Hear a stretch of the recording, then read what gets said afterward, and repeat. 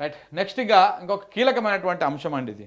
మార్వాడీలకు సంబంధించినటువంటి అంశము. ఇలా రాష్ట్రాన్ని ఒక ఊపేస్తున్నటువంటి అంశం ఇది. బీజేపీ అసలు స్వరూపం, బీజేపీ ట్రూ కలర్స్ బయట పడతా ఉన్నాయి. బీజేపీ రాష్ట్రంలో తెలంగాణ ప్రజల కోసం పనిచేస్తూ ఉందా, మార్వాడీలకు తొత్తులుగా పనిచేస్తూ ఉందా, చాలా స్పష్టంగా అర్థమైపోతా ఉంది. నిన్న బీజేపీ నాయకుల స్టేట్మెంట్లు ఇవన్నీ చూస్తే నిన్న బండి సంజయ్ గారు మాట్లాడారు. ఆయన కేంద్ర మంత్రి అనుకుంటున్నా లేకపోతే గల్లీ లీడర్ అనుకుంటున్నాడా ఇప్పటికి అర్థం కావట్లేదు పాపం ఆయన పరిస్థితి. మరి ఏమవుతుందో అర్థమవుతలేదు. కానీ ఒకసారి ఇక్కడ చూస్తే అసలు తెలంగాణలో ఒక నివురు కప్పిన నిప్పులు ఎక్కువ ఉన్నది మార్వాడి మూమెంట్, మార్వాడికి వ్యతిరేక మూమెంట్. ఎందుకంటే వాళ్ళు మొత్తం తెలంగాణ వ్యాపార సామ్రాజ్యాన్ని మొత్తాన్ని వాళ్ళు క్యాప్చర్ చేసి పడేసారు. తెలంగాణ వాళ్ళకు, తెలంగాణ చిరు వ్యాపారులకు, తెలంగాణ బిడ్డలకు అవకాశాలు లేకుండా చేస్తూ ఉన్నారు.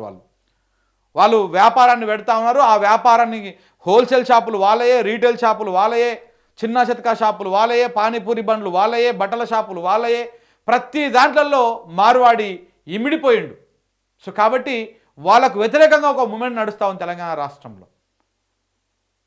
ఆ మూమెంట్కి అంటే ఎవరి కోసం నడుస్తూ ఉంది ఆ మూమెంటు? తెలంగాణ అవకాశాలను వీళ్ళు కొల్లగొట్టకపోతా ఉన్నారు, మన వ్యాపారాలు లేకుండా చేస్తూ ఉన్నారు అని చెప్పేసి నడుస్తూ ఉంటే మార్వాడీలకు మద్దతు పలుకుతూ ఉంది బీజేపీ.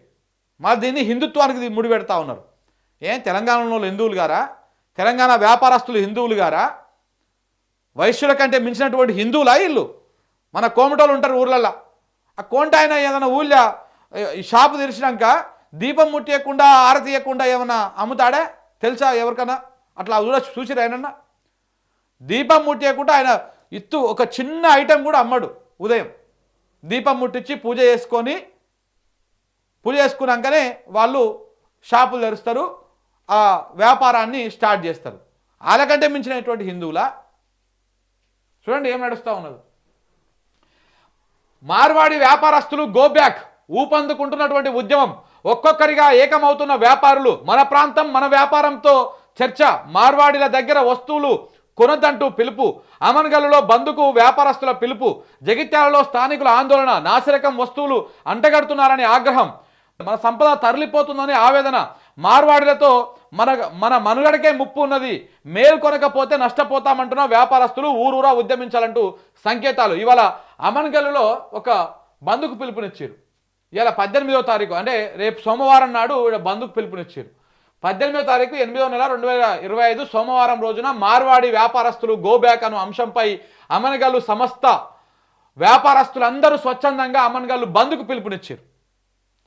అమన్గల్ పట్టణ పరిసర ప్రాంత సమస్త వ్యాపారస్తులకు తెలియజేయనది ఏమనగా, తేదీ 18వ తారీఖు 8వ నెల 2025 సోమవారం రోజున మార్వాడి వ్యాపారస్తులు గో బ్యాక్ అను అంశంపై ఆమన్గల్ సమస్త వ్యాపారస్తులందరూ స్వచ్ఛందంగా బంద్ చేయుటకు నిర్ణయించినాము. మన పరిసర ప్రాంతాల్లో మార్వాడీల దినదిన అభివృద్ధి చెందుతూ అన్ని రకాల వ్యాపారాలు చేస్తూ నాణ్యత లేని నాసిరకం వస్తువులను అమ్ముతూ వ్యాపారస్తుల వ్యాపారం పరోక్షంగా క్షీణించడానికి కారకులవుతున్నారు. వారి దుకాణాలలో వాళ్ళ మనుషులనే లేబర్లుగా ఉండడం వలన మన ప్రాంత యువతకు ఉపాధి లేకుండా పోతుంది. వారు సఖ్యతతో ఉండి మన ప్రాంతంలో పాగా వేసి పాతుకుపోయారు. ఇదిలాగే కొనసాగడం వలన మన మనుగడకు ముప్పు జరుగుతుంది. కాబట్టి ఇకపై వారు మన ప్రాంతంలో అడుగు పెట్టకుండా కాపాడుకుందాం. కావున మన ప్రాంతం మన వ్యాపారం అను అంశం పైన మన వ్యాపారస్తులందరూ ఏకతాటిగా ఉండి మన వ్యాపార సంస్థలను, ఇతర సంఘాలను మరియు హోటల్స్ను 8వ తారీఖు 2025 సోమవారం నాడు స్వచ్ఛందంగా బంద్ చేసి బంద్ కార్యక్రమంలో పాల్గొని తమ సంఘీభావాన్ని తెలపగలరని మనవి. గమనిక, ఆమన్గల్ సమస్త వ్యాపారస్తులు అందరూ ఉదయం 8 గంటలకు హనుమాన్ దేవాలయం అంగడి బజార్కు హాజరు కాగలరు.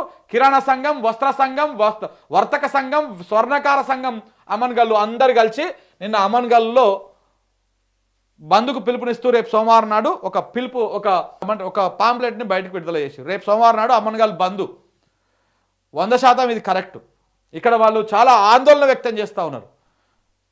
వ్యాపారాలు వాళ్ళు చేసుకుంటూ మన వ్యాపారాన్ని, మన ప్రాంత వ్యాపారస్తులను దెబ్బ కొడతా ఉన్నారు. నాసిరకమైనటువంటి వస్తువులను అమ్ముకుంటా, నాసిరకమైనటువంటి వస్తువులు అమ్ముతూ తక్కువ రేటుకి అమ్మితే జనం కూడా ఏమైతే అక్కడ తక్కువ వస్తుంది కదా అని పోతారు. కానీ అక్కడికి పోయినాక అది ఫేక్, అది నాసిరకం వస్తువులు అవి. దాంతోపాటు ఒక షాపులో 100 మంది ఉంటే ఆ 10 మందికి 10 మందిని మార్వాడి షాపులలో మార్వాడి వాళ్ళని తీసుకొచ్చుకొని పెట్టుకుంటున్నారు. మార్వాడి వాళ్ళే షాపులు నడిపించుకుంటా ఉన్నారు. అలా పనిచేసే లేబర్స్ కూడా వాళ్ళే. దానివల్ల మన యువకులకు ఉపాధి కోల్పోతా ఉన్నారు ఒకవైపు. మరొక వైపు మన ప్రజలని నాసిరకం వస్తువులు అమ్మి మన ప్రజలను మోసం చేస్తూ ఉన్నారు ఇంకొక వైపు. ఇప్పుడు చెప్పినా ఇంతకు ముందుకు ఏమంటారు, హోల్సేల్ షాపులు వాళ్ళే ఉంటాయి. నేను నిన్న కూడా ఎక్స్ప్లెయిన్ చేసిన. హోల్సేల్ ఇప్పుడు మార్వాడీలో ఎంత దుర్మార్గంగా తయారైపోయిందంటే, ఇప్పుడు హోల్సేల్ షాప్ అనుకో, ఇది హోల్సేల్ షాప్ పెద్దగా ఉంటుంది. ఈ హోల్సేల్ షాప్లో మన వీళ్ళ మార్వాడీలకు సంబంధించినటువంటి రీటైల్ షాప్ అతను పోయి కొనుక్కుంటేనేమో ఇది తక్కువ రేటుకి వస్తుంది, 100 రూపాయలకే వస్తుంది. ఇదే హోల్సేల్ షాప్కి మన తెలంగాణ ప్రాంతానికి సంబంధించినటువంటి, ఇది మార్వాడి, ఇది తెలంగాణ, ఈ రీటైల్ షాప్ పోయి అడిగితేనేమో 200 రూపాయలకి అమ్ముతాడు ఒక వస్తువుని. అంటే మన వ్యాపారస్తుడు లాభం పొందడు, లాభం రాదు వాడికి. ఇది బయటకు వచ్చినాక ఈ వస్తువు మళ్ళీ ఈయనైనా 250 రూపాయలకే అమ్ముకోవాలి, ఈయనైనా 250 రూపాయలకే అమ్ముకోవాలి బయట ప్రజలకి. ఇక్కడనేమో వీనికేమో 150 రూపాయల లాభం వస్తుంది ఒక వస్తువు మీద, మనకేమో కనీసం 50 రూపాయల లాభం కూడా చక్కగా రాదు. ఇది మార్వాడి కుట్ర అన్నమాట. ఏ రకంగా జరుగుతుందో చూడండి. అంతేకాదు, ఇప్పుడు అక్కడ బేగం బజార్ పోతే మొత్తం వీళ్ళ దుకాణాలే. వాడు చెప్పిందే రేటు, వాడు ఫిక్స్ చేసిందే రేటు, వాడు ఇచ్చిందే రేటు. ప్లస్ వీళ్ళ దౌర్జన్య కాండ ఇంకొకటి. మన తెలుగు మాట్లాడరు, తెలుగులో చదువు ఉండదు వాళ్ళది, తెలంగాణ ప్రాంతాన్ని ప్రేమించరు, వాళ్ళకు బతుకమ్మ అంటే ఏంటో తెలియదు, మన సంస్కృతి తెలియదు, మన సాంప్రదాయాలు తెలియదు. అంతా వాళ్ళ కల్చర్ని మెల్లమెల్లగా మన మీదకి రుద్దేస్తూ ఉన్నారు. మన వ్యాపారాన్ని క్యాప్చర్ చేస్తూ ఉన్నారు, మన ఉపాధిని కొల్లగొడుతూ ఉన్నారు. అలాగనే మన కల్చర్ని కూడా వాళ్ళు కల్పిట్ చేసి పడేసి ఖరాబ్ చేస్తూ ఉన్నారు. ఇది నడుస్తున్నటువంటి వ్యవహారం. ఇక దీని మీద తెలంగాణ అంతా ఏకమవుతా ఉన్నది. ఇలా అమన్గల్లో బంధు పిలుపునిచ్చారు. రేపు సోమవారం నాడు జగిత్యాలలో కూడా ఆందోళనకు పిలుపునిచ్చారు. ఇక్కడ వీళ్ళందరూ కూడా మీరు మార్వాడి షాపులలో కొనకండి, తెలంగాణ కొనుగోలుదారులు వీళ్ళు, తెలంగాణ ప్రజలు మీరు కొనకండి, వాళ్ళు ఫేకు ఇస్తా ఉన్నారు అని చెప్పేసి. దయచేసి ప్రజలందరూ కూడా తెలుసుకోవాల్సింది ఏంటంటే, మన వ్యాపారులు 10 రూపాయలు ఎక్కువ వ్యాపారులు మన వ్యాపారుల దగ్గర ఉంది. ఇంకొకటి ఏంటంటే, మన సంపాదన మొత్తం కూడా ఇతర రాష్ట్రాలకు తరలిపోతుంది. ఆ దిశగా కూడా ఆలోచించండి. మా లోకల్ వ్యాపారుల దగ్గర వస్తువు కొంటే 100% గ్యారంటీ, జవాబుదారీగా ఉంటుంది. ఏది మంచిది ఏది చెడు అని తెలుసుకొని గ్యారంటీ వస్తువులే తెప్పించి అమ్ముతాడు. మీరు కూడా ప్రజలు ఆలోచించి ఇక నుండి ఈ లోకల్ వ్యాపారుల దగ్గరనే సామాన్ కొనుండి. ఇలా ఇది ఒక్కసారి కాదు, చాలా మందికి జరిగింది. చాలా ఇళ్లలో వైరింగ్ డూప్లికేట్ వచ్చినాయని చెప్పి నాకు కూడా కంప్లైంట్ వచ్చింది.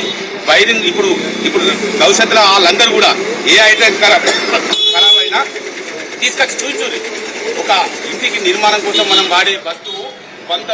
సో ఇట్లా ఇల్లు నిర్మాణం జరుగుతుంటే మనం కరెంటు పైపులు కానీ, వైర్లు కానీ,